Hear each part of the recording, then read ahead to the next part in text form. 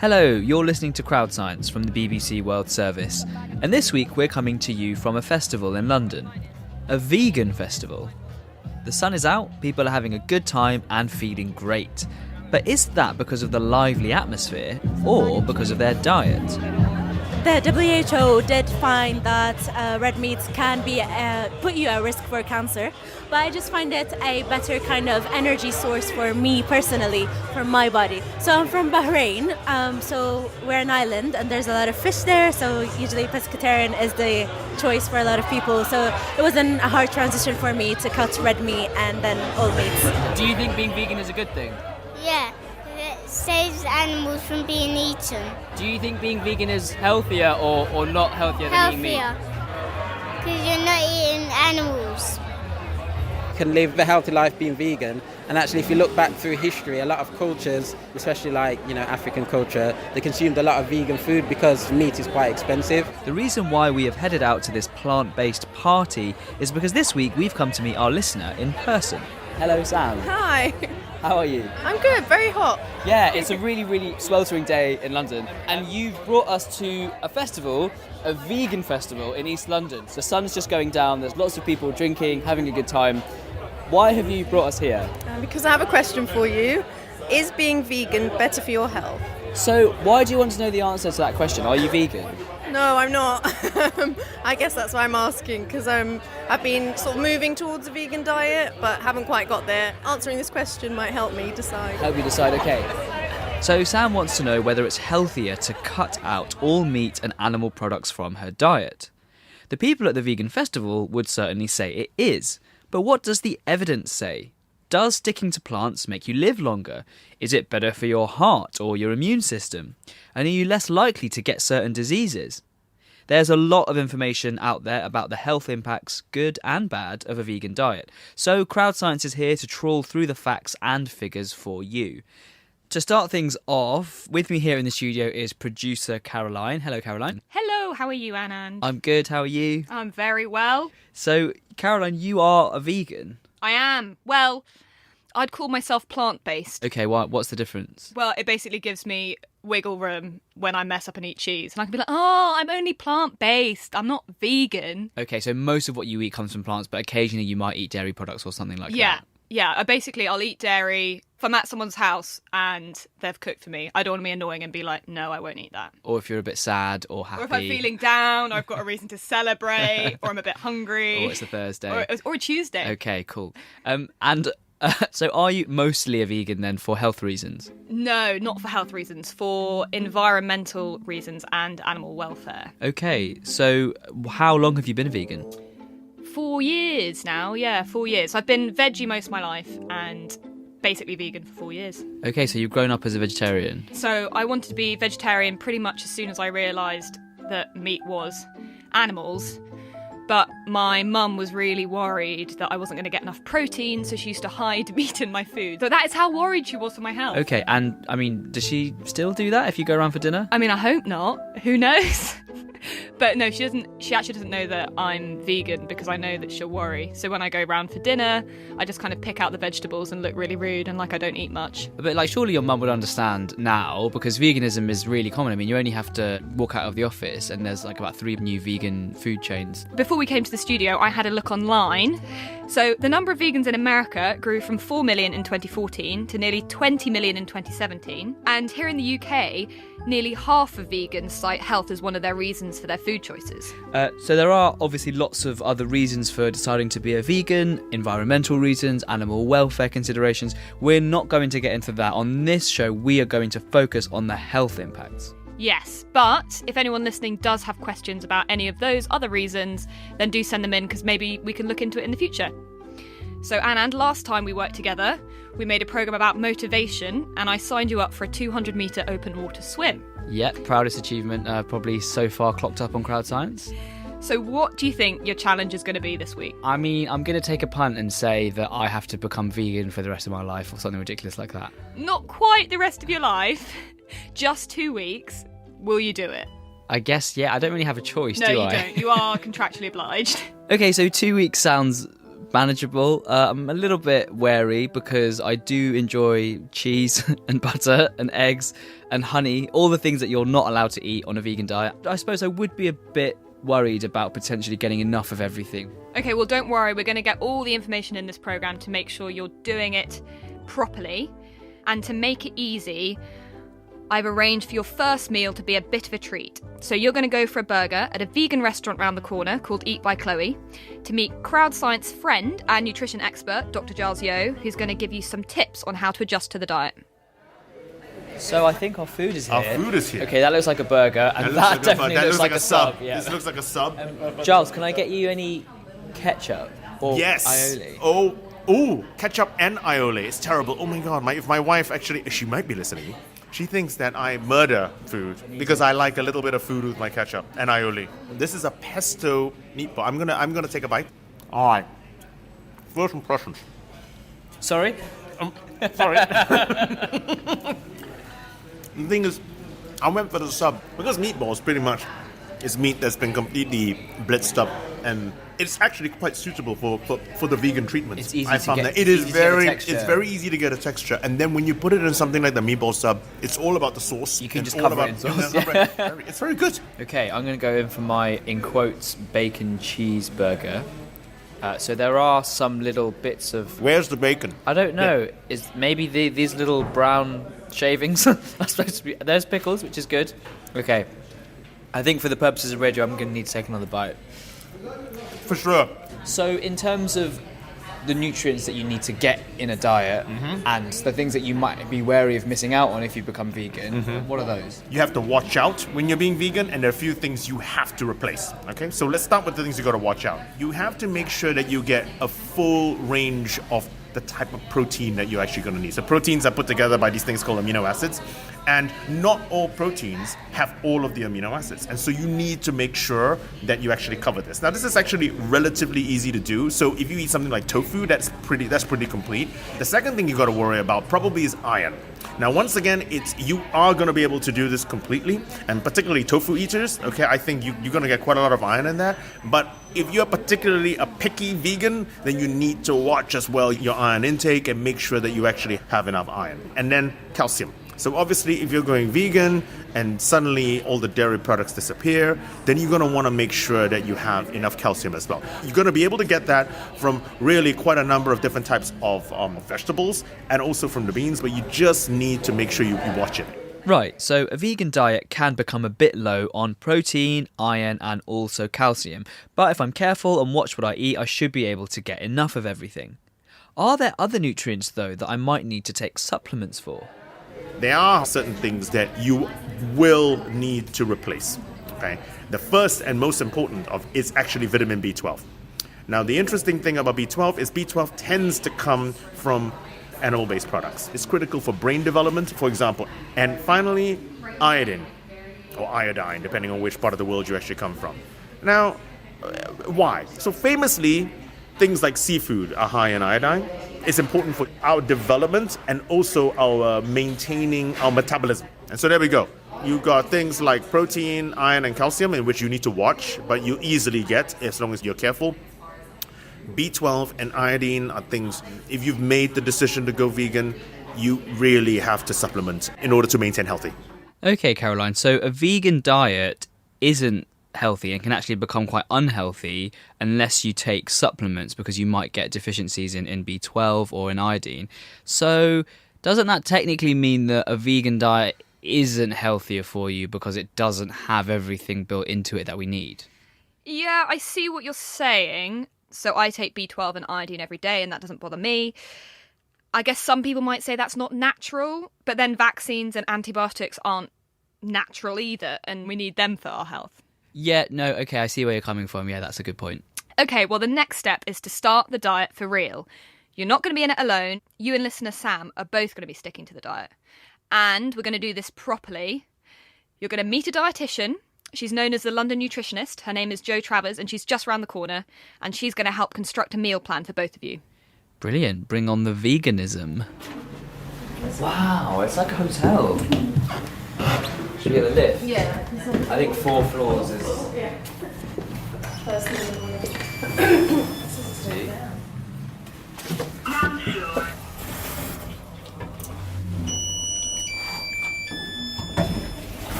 to keep you waiting. I'm Joe. Nice to meet you. Come through.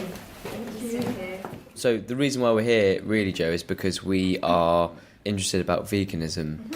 I mean, do you get a lot of people that come to your kind of practice asking about veganism? I do now, yeah. So in the last couple of years, it's become very, very common with the rise of sort of more proprietary products, so things that are alternatives. So when you go now into any kind of high street cafe, particularly in London where we are, you know, you can get any vegan product you like. Whereas before, people used to have to carry a loaf of bread and a jar of peanut butter around with them all the time, just in case. Okay, so I think the idea is that we're going to have to go on a vegan, well, we want to go on a vegan diet. So I've been keeping a little meal plan. Have you, Sam? Yeah, I've been keeping a diary. Okay, so why don't you go first? What have you been eating? I was surprised that this week I've eaten At more this fish point, than I Sam ran through what she'd eaten over the last week. Lots of whole grains and vegetables, while my ears burned in shame as I recounted a few late-night fast food trips.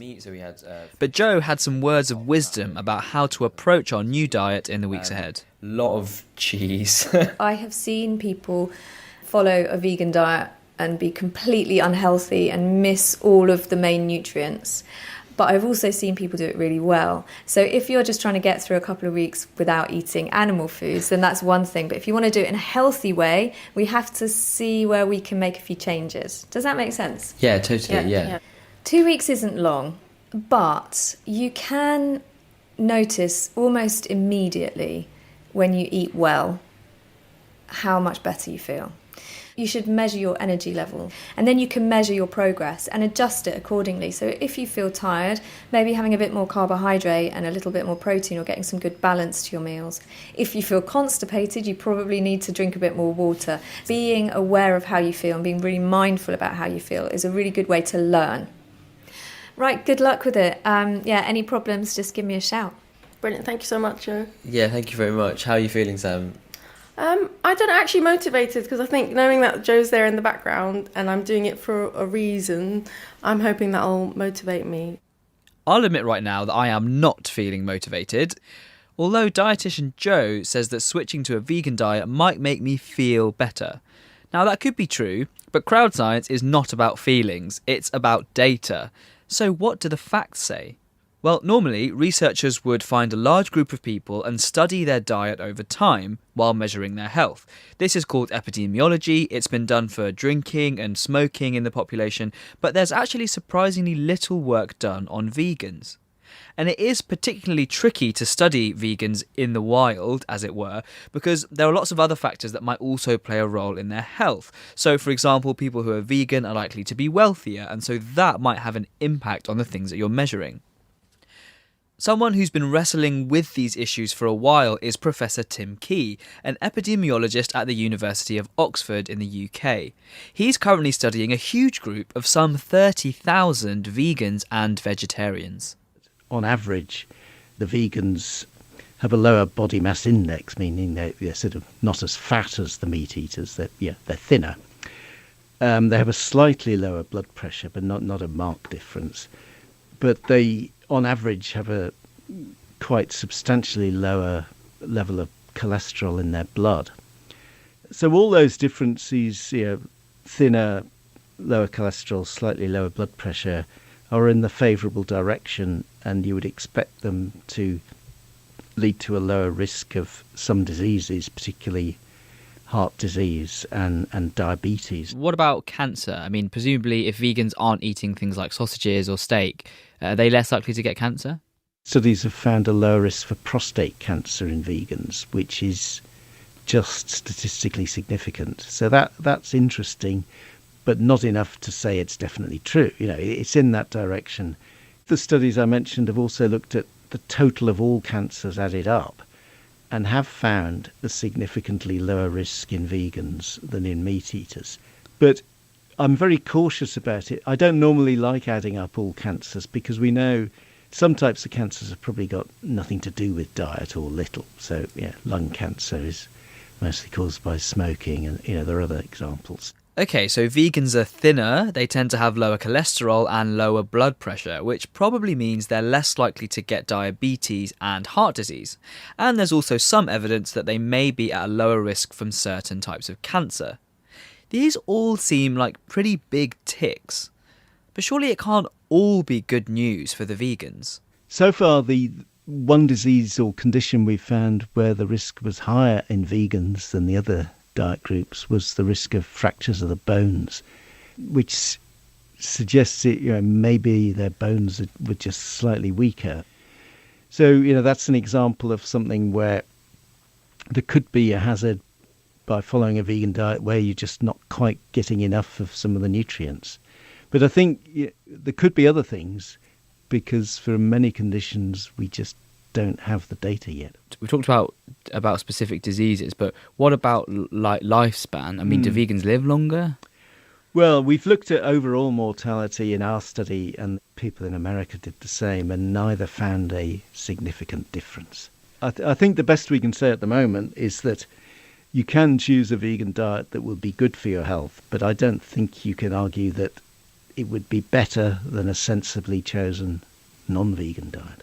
What's your diet? Well, yeah, I've actually been a vegan since 1976 because I used to be a vet. Oh, wow. And I was concerned about the treatment of animals and farming and slaughterhouses. Have you noticed a change in your health and since you switched, or is it kind of just too messy a set of factors to try and... I don't think so, no. It's a long time ago. Yeah. I've got older, but I probably would have got older. So there you have it. Professor Tim Key, who has been a vegan for 43 years, is still 43 years older.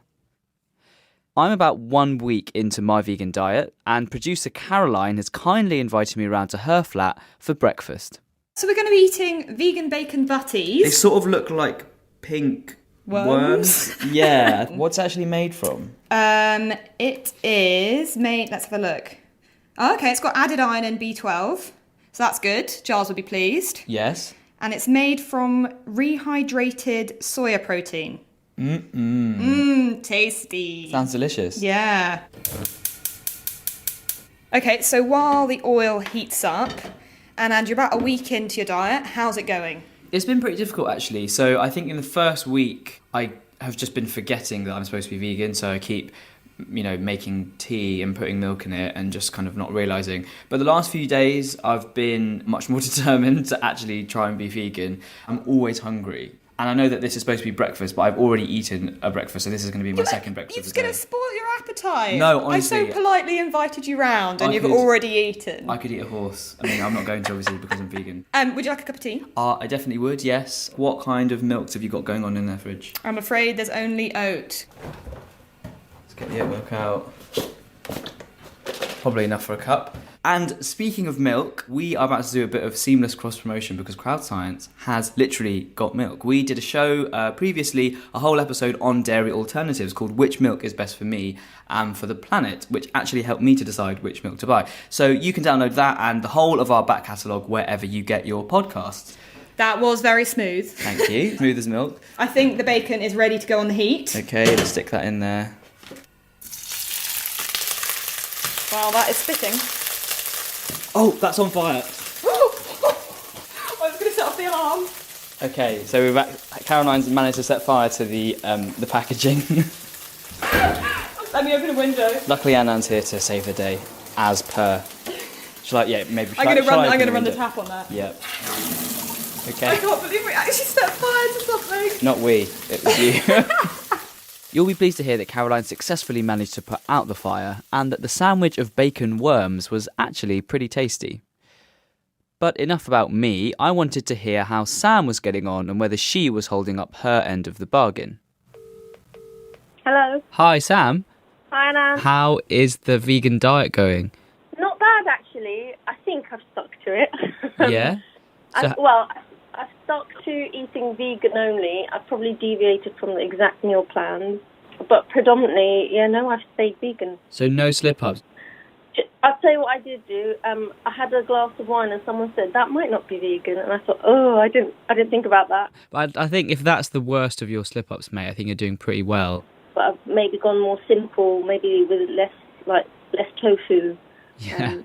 More like pasta and pesto or... Pesto's not vegan. Yeah, no, know you can make vegan pesto? Okay, good. Just checking. I'm just trying to kind of catch you out. I haven't felt particularly different in the last week. Okay, yeah, me neither. But then again, I haven't really been sticking to the diet that well. All right, well, yeah. So good luck with the rest of the plan. You're putting me to shame, really. But I've got a newfound sense of determination to stick to it. So I think I'm going to keep going. Good luck. All right, bye. So perhaps no surprises that Sam has been sticking to her vegan diet plan better than I have. Now, so far we've been looking at veganism from a fairly narrow point of view, mainly my struggles to deal with an existence without cheese. But a big component of veganism and health is the switch from meat to alternative sources of protein, things like mycoprotein, which comes from fungus, and tofu, which comes from soy. At the start of this year, the World Economic Forum published a report about the future of meat substitutes like this, where they modelled the health impacts of replacing meat with alternatives. I spoke to Susan Jebb from the University of Oxford in the UK about what health effects the model considered. So we were basically looking at the effects on blood cholesterol levels. So that's largely down to how much saturated fat there is in the product. We were looking at the effects on blood pressure. And then we were looking at the health effects which we know are attributable to dietary fibre or things like potassium, which is rich in plant-based products. And yeah, what did you find broadly? Broadly, we find that anything's better than beef, in short. But if you look at everything else, the health improvements are all, really quite considerable. Susan's model found that overall, alternative proteins lowered cholesterol, blood pressure, increased fibre intake, and decreased intake of saturated fats. And by adding up the effects of all of these individual components, was able to measure the combined impact on health. Well, in the end, it all ends in death. And so we used that as our kind of final, overarching outcome. And what you see for some products is because they are perhaps quite high in, let's say, cholesterol, it may be that you get slightly adverse effects. But overall, the meat alternatives were better than meat when you integrate all the different effects of sodium and cholesterol and fat and so forth.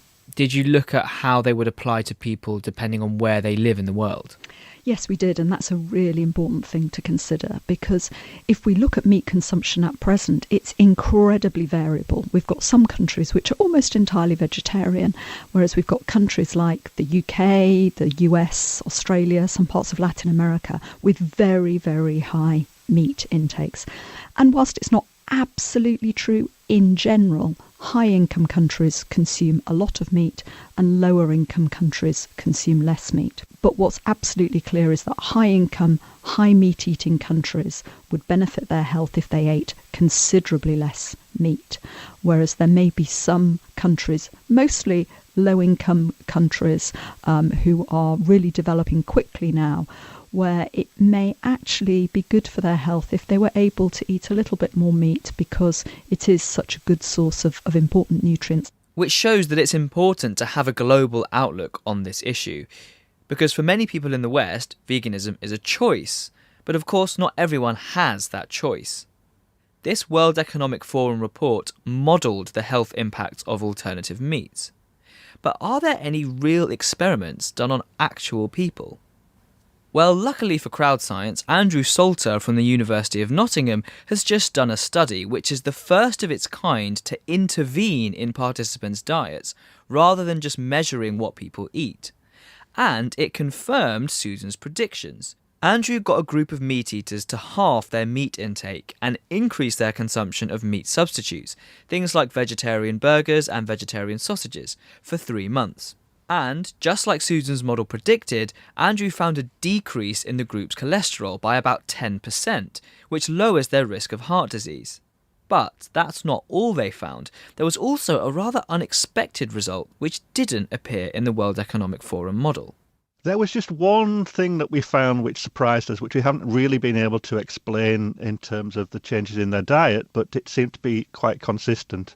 And that was in the level of white blood cells in their blood. Now, white blood cells are involved in protecting us from infection, and there was a significant drop in the number of white blood cells. It still remained within what we'd call the normal range, but it went down, and in 1 or 2 it actually dipped just below the normal range. And that was a complete surprise to us, and it really needs exploring a little bit more, but it was one potential adverse effect. So the people in the study, they reduced the amount of meat they were eating, and then they kind of replaced it with these meat alternatives. And it seemed that you were able to measure some positive health outcomes. But how are you able to separate out the fact that they were just eating less meat from the fact that they were eating more of these meat alternatives? That's always very difficult to know whether it's what you've taken out of the diet or what's going into the diet which is having the positive effects. All I would say is that we did, through doing diet diaries, look at their individual nutrient intakes. And most of the people involved in the study significantly reduced their intake of saturated fat, which is often associated with meat products. And we've known for a long time that saturated fat tends to put up LDL cholesterol, the cholesterol which increases your risk of heart disease. So that's one factor, I think, which probably contributed to the benefits. Whether there's any additional benefit from physically eating the meat alternatives, I think you'd have to probe a little bit deeper and do a slightly different sort of study to be able to show that. So a potential cause for concern, a decreased white blood cell count, suggests that the participants might be at greater risk of infection. Although we should say that this is just one study, and so more research is needed into this particular issue. Andrew also emphasised that this study was based on meat eaters in the UK, and that reducing meat consumption isn't necessarily going to be healthier for everyone. In the West, we have an almost limitless supply of a whole range of different types of food, different types of vegetables, pulses, beans. We import what we need. When you go into poorer parts of the world where they're essentially often still dependent on what they can produce themselves, that may be 1 or 2 crops. And we know there's certain crops which, particularly the protein, for example, isn't digestible or available, and they are at considerable risk. And introducing some meat and or dairy products into those diets can often take them out of that risk of malnutrition. I think we've just got to be a little bit careful of preaching to these people because we have to change what we're doing. It doesn't mean just at this moment we should be eliminating meat from their diets. Thanks, Andrew. And we'll be putting a link to that research up on the CrowdScience webpage. Right, so we are getting towards the end of the show, but Sam, we've got you into the studio. Thanks so much for coming in, especially because, as I understand it, you're leaving tomorrow for your wedding. Yeah, flying tomorrow. Wow, that is commitment. Well, we're really glad we managed to get hold of you. As a thank you, we have brought some vegan half-eaten treats. So this is a packet of bacon flavoured snacks that is now empty because Caroline ate them all on the way to the studio. Thank you, producer Caroline. You treat me so well. There are also some cashew nuts, some chewy, fruity, rainbow flavoured sweets, and some vegan chocolate. Wow, thank you. Especially for the Eton crisps. So the one thing we should probably do is talk about the diet and maybe check in with Joe and see how it's gone. Sure, sounds good. Hi guys, how are you doing? How Hi. has it been? Why don't you go first, Sam? It's gone quite well, actually, surprisingly, in that I've stuck to the whole vegan diet, but maybe not the meal plan as such, and I'm still struggling with having breakfast in the morning. Yeah, what about you, Anand? How did you get on? Yeah, so the first week wasn't great, I'm going to admit. I kind of kept forgetting I was supposed to be vegan and like making tea and putting milk in it and stuff. Okay. But then the second week actually has been really good. So I think for the last week I have been maybe 99% vegan. So I'm hungry all the time. Like I was driving the other day, I had to pull over to like a petrol station, just buy some nuts, and I was just shoveling nuts into my mouth. Okay. It's like today I've just been eating non-stop. Yeah. What about your energy levels? How have they been? Yeah, like it's hard to tell. Like pretty good, I think. Well, I was going to say it's meant that I've eaten less junk food, but actually, just before we came into the studio, we were just sort of gorging ourselves on dark chocolate and sweets, which is all technically vegan. But yeah, so I don't know. It's been sort of either super healthy or super unhealthy. So after doing it for a couple of weeks, what do you think? Do you think you're going to continue doing it? Are you going to sort of be a bit more flexitarian? What do you think? I think I like the idea of being flexitarian, so predominantly vegan. But I have to say, I think I kept to it because I thought, it's just 2 weeks and then I can have I can not worry too much if that packet of crisps is not vegan. I think I like the concept of flexitarian a bit more. Yeah, I think that's interesting. What about you, Anand? Yeah, I think I was just thinking of it like I've just got to do this, get it out of the way for a week. But I think actually, more for environmental reasons, I have thought about becoming a bit more vegan. And so, yeah, just things like, I've never bought oat milk before, but actually I might just keep doing that and just cut down on animal stuff, a little bit here and there. Yeah. Oh, that's good. That's interesting. Well, keep me updated. Let me know how you get on. And if you've got any questions, you can just give me a shout. Oh, brilliant. Thanks so much, Jo. Pleasure. Bye. Okay, and Caroline, what are your thoughts on this? I don't think you really thought I was going to be able to stick to this diet, but are you proud that I managed to? Well, I mean, you didn't. You didn't. You weren't vegan for 2 weeks, but you tried, and I'm proud of you for trying. And towards the end, you improved. So I'll give you a medal for most improved vegan. That's all I want. Medals. But yeah, I am pleased you're going to make some vegan swaps. And if you ever persuade me to make you a cup of tea, I will be making it with oat milk. So last question, Sam. Have we answered your question? Are you satisfied with the services that CrowdScience has provided? Yeah, I think you have. I think what's been encouraging for me is it's not black and white, you must be vegan or, you must follow this diet. It's more about having a varied diet and, not always sort of constraining yourself. If you do want to have a bit of a treat, do that. But if you're predominantly plant-based, then that's going to be better for your health, which I think is more attainable than just saying I must be vegan. That's it for this week's show, and I'm going to hand over to Sam to read out the credits. But before I do that, I just wanted to ask you listeners a favour. If you like our show, please can you consider leaving us a review wherever you get your podcasts? It really does make a difference. It helps more people to find out about CrowdScience, and it means that we can make more programmes, and also that Caroline can set increasingly zany challenges for me to take part in. So Sam, over to you. That's it for this week's CrowdScience on the BBC World Service. The question this week was from me, Sam Darwood. Today's episode was produced by Caroline Steele and presented by Anand Jagatia. If you have your own question you'd like to send in, like I did, you can email crowdscience@bbc.co.uk. Thanks for listening. Bye.